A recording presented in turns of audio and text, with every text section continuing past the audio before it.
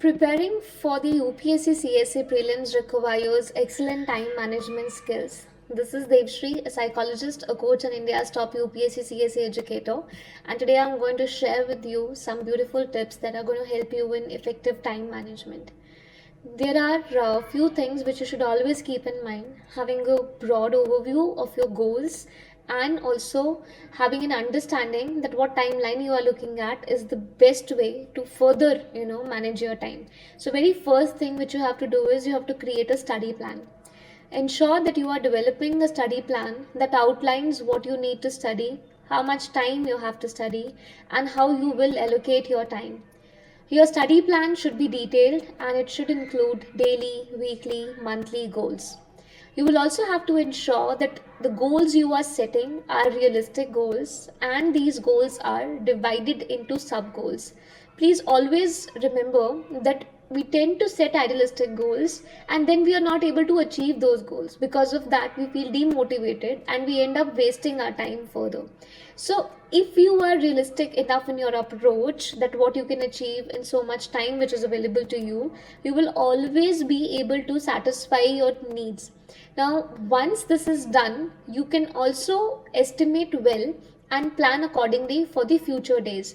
Never set goals that are too ambitious or unrealistic. This tends to happen because of there's a concept in psychology, we discuss a lot about this. This is called planning fallacy. Whenever we are planning things, we tend to be idealistic, we tend to be extremely ambitious, and we kind of forget that there are going to be so many things which are coming in between. It can be distraction, it can be health related issues, it can be any emergency situation, or any sort of distraction can creep in which is going to take away some of your useful time which you wanted to give to your goal.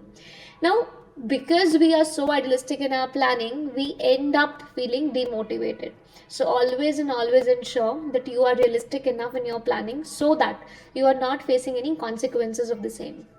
Apart from that, always break down your goals into smaller, more manageable goals that you can complete in a short amount of time. Now, this is going to be useful because as and when you achieve a particular goal, you will be experiencing a positive flow of energy within you, because this is something like achieving a particular task that gives you positive emotions, or you experience positive emotions, and that ends up re-energizing you. Now this is something like you achieve one thing and then you set your eye for the another goal. So you've accomplished one sub goal, now you move on to another sub goal, and this is how you accomplish all the goals of your day. This is also going to ensure that it is not just that your time is managed well, but rather your goal management is automatically going to fall in place. Another thing which you should try to do is prioritize your tasks. It is important, reason being that many a times I've seen students engaging in anything which is coming in front of them, whatever task is assigned, whatever task they are thinking about that it is essential they should do. Sometimes we're not realizing that this task is not so urgent or this task is not very important for us. We're just simply doing it because this is part of our task list. So make your to-do list very carefully, and after that prioritize all the tasks in that list according to the importance and urgency. Anything which is important and it is urgent, please ensure that you are giving your time there first. And apart from that, you have to look at that whether it is important for you, give your time. If it is important but it is not urgent, delay it a bit, do it later.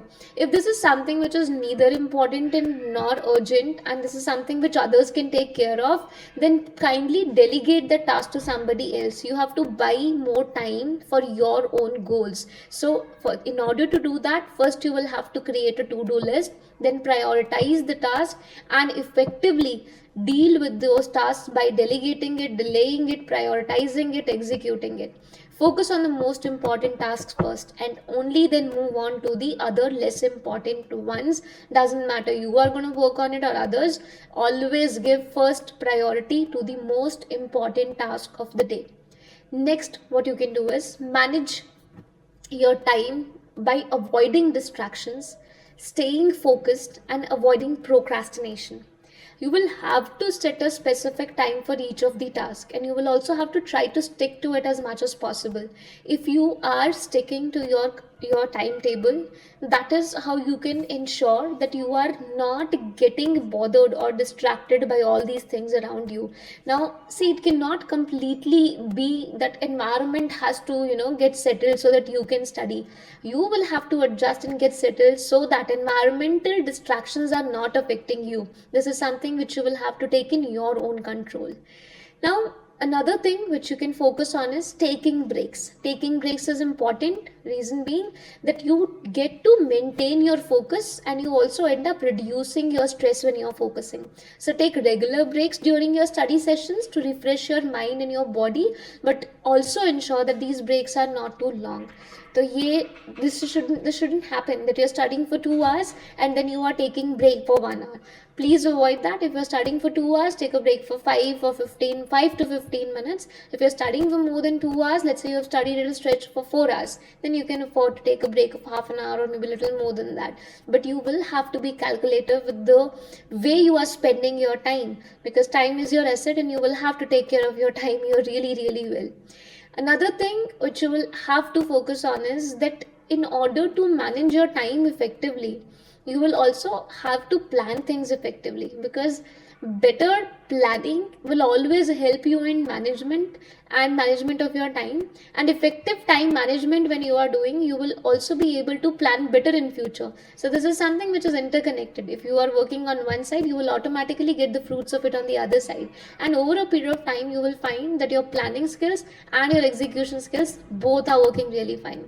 Always remember that the key to success in this exams is being consistent, and you have to put in your effort. You have to be effective with your time management, because right now if we talk about prelims, unless you are consistent in your effort and you are unable to manage your time, you just cannot qualify the exam. If you want to qualify the exam with flying colors, you need to be consistent and you need to be effective in whatever you do. All the best from my side. Please like and share the video, and please comment in the comment section whatever more videos you want me to make, so that we can help you in resolving the difficulties you are experiencing in your UPSC CSE journey, be it related to prelims or mains or personality test. Thank you.